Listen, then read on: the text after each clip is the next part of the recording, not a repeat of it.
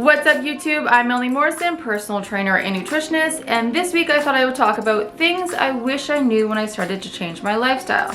When I started working out, changing the way that I was eating, and just taking overall better care of myself. These are basic things that if I had known when I started, it would have made it so much easier for me down the road. So let's get right into it. So let's get into the first one, and that is less is more when it comes to meal prep. And what I mean by that is you don't need to create these beautiful meals every time you're eating. Obviously a lot of them taste good, but it takes up a lot of time. So it won't really be realistic for every single one of your meals. So starting off simple and starting with just whole foods, just baked chicken with some steamed vegetables, or some fish with some steamed vegetables, or some quinoa with vegetables, whatever it is, just sticking to basic foods, whole foods, will go more of a long way when it comes to meal prep because you're more likely to stick with it. So next one on the list is cardio and strength training are both important. And I know when I started working out, I was all about cardio. I was in the gym 5 or 6 days a week on the machines feeling like I'm burning so many calories right now. And then flash forward to me wanting to lift weights, lift heavy, feeling like, nice. Oh, yeah, just getting jacked, that's all. Both definitely have their benefits. Cardio is great for your heart health. It helps to lower your blood pressure. It helps with your circulation, your lung capacity, which is not only good for movement, but also stress, helping with that deep belly breathing and really opening up your diaphragm.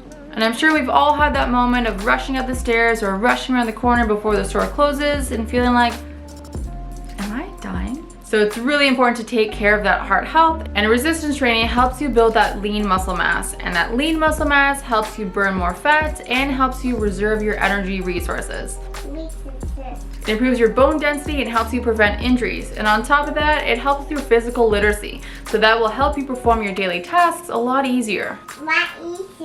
So both strength training and cardio are so important for your overall health, and you definitely want to incorporate both in your routines. And how you structure your workouts really depends on what your goal is. If you're focused on strength, you're gonna have more resistance days in your week. And if you're focused on cardio, you're gonna have more cardio or cardio movements structured in your program. And adding in some active stretch days will really help to make it well-rounded. So next one on the list is water. And yes, we all know we need to drink water to stay healthy, but what I didn't know is how many beverages actually dehydrate you. Sparkling water used to be one of my favorite things, and that can actually be something that dehydrates you. So for every cup of sparkling water you want to have 2 glasses of water. Same thing goes for pop, same thing goes for juices, coffee, alcohol. All of those things can dehydrate you, so you're gonna have to intake more water.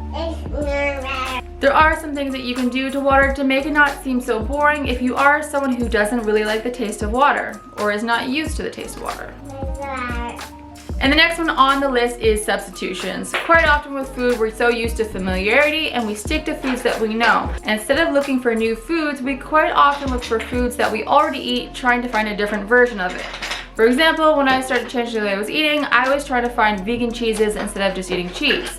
And a lot of vegan cheeses contain a lot of processed foods and a lot of additives in it, which can be more harmful for you. So it doesn't always have to be the same foods. Don't be afraid to explore and try new options. There's plenty of things out there that may be a different taste or something that you've never seen before, but is fully nourishing and actually is really good. So don't be afraid to explore, be open to choosing foods that are different. So I'll show you a couple things that I've done with nutritional yeast that made a big difference for me where I didn't have those cheese cravings. So these are the ingredients that you need for a pesto. This could be used for a pasta or a dip or a spread. Super easy and very tasty. First we have our basil, and we have a 1/4 cup of basil here. And then 1 ripe avocado. And 2 tablespoons of olive oil.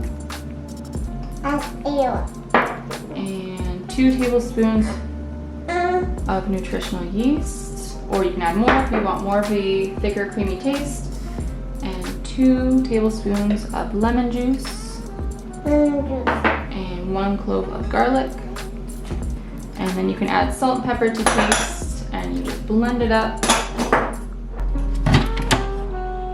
Push the button. And then push this button.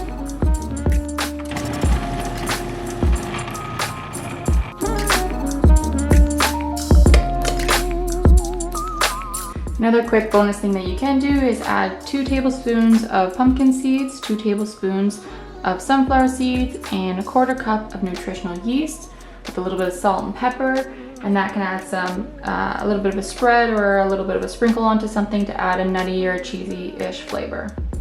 He just wants to be on camera again. Yank it in. So the next one on the list is having some type of routine, especially if you are someone who has some type of goal in mind.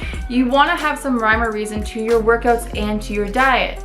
So this may be a certain time of day that you work out, or certain days that you work out, or having meal planning something ahead of time so that everything is structured, or just even making a grocery list so that you're having those beneficial foods or those healthy foods throughout the week.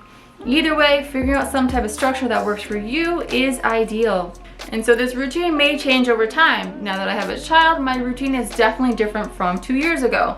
And even with COVID, my routine is so different from when COVID started to what it is now. So I'll walk you through a little bit of what my routine used to be when COVID started and I didn't have much equipment, into what it is now when I have a garage full of equipment. So this was literally my workout station. I would work out about 3 days a week and then hop on the bike 1 day a week. Resistance training would be typically when my daughter's sleeping at 2 o'clock. And on the bike, I would hop on the bike when she would be eating her snack or somewhere just hanging out, chilling, playing in the living room. Yeah, those days didn't really matter when I was training, but just trying to fit them in throughout the week. And the equipment was probably more than the average person has, but for a regular gym goer, it was definitely scaled down. So now a year into COVID and we've accumulated a lot more equipment, my workouts are now in the garage. And now that we have more equipment, they're more strength-based. So my workouts are about 4 or 5 days a week in the garage. And again, for me, it's usually when my daughter's sleeping, and the days of the week don't really matter for me, but it may be for you. So you might have to schedule in certain days of the week that you do your workout, but for me, it's whenever my kid's napping.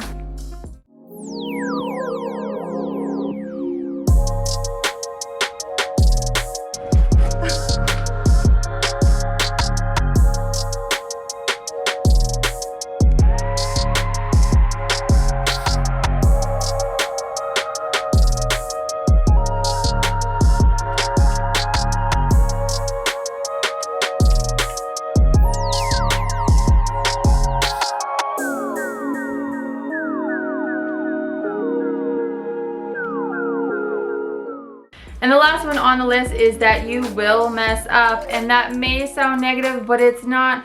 No one is perfect. There will be weeks that you aren't as active. There will be weeks that you don't eat as well. There will be weeks you don't get enough sleep, and that's not a big deal. The main thing is that you're keeping your big goal in mind and you're still working towards that. So really try not to beat yourself up and just keep moving forward. So there you have it. Those are my things that I wish that I knew when I started changing my lifestyle that really would have benefited me if I had known them earlier on. So I hope you liked this video. Please leave a comment below or like and subscribe if you want more content. And again, my name is Melanie Morrison.